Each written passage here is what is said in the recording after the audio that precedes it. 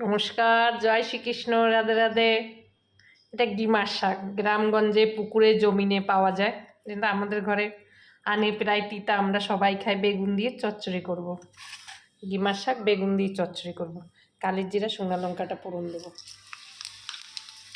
দুটা কাঁচা লঙ্কাও দিয়ে দিলাম, বেগুনটা দিয়ে দেবো।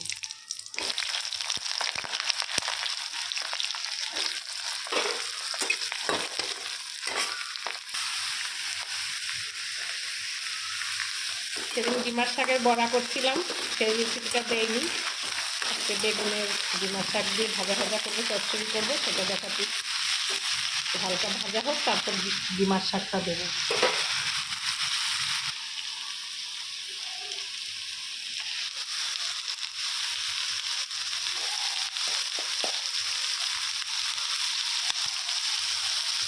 যারা তিতা খেতে ভালোবাসেন তারা এই শাককে অবশ্যই ভালোবাসেন।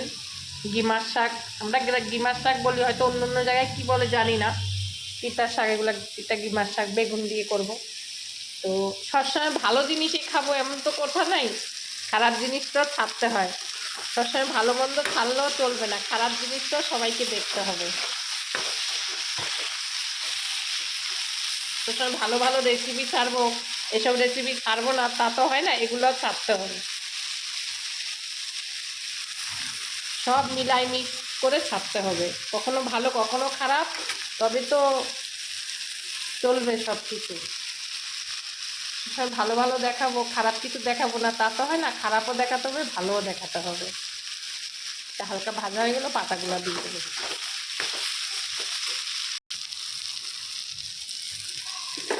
পাতাগুলো দিয়ে দিলাম।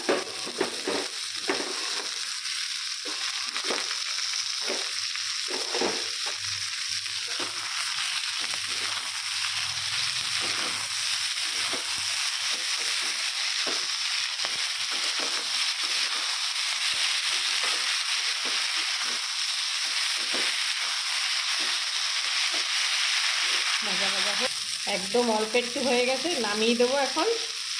দেখুন কতটা ছিল, মজে গেছে, মনে হচ্ছে না শাকই নেই।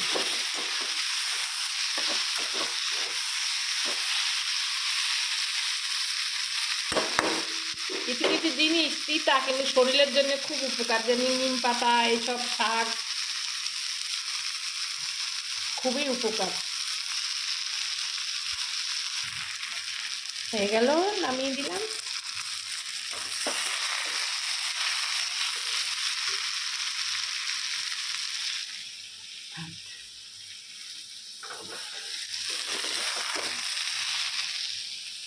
গরম ভাতে সবসময় ভালো জিনিস খাবো, খারাপ জিনিস খাবো না তা তো হয় না, এর নাম জীবন।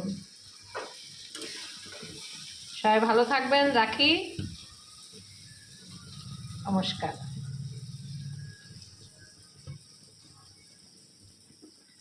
গরম আছে।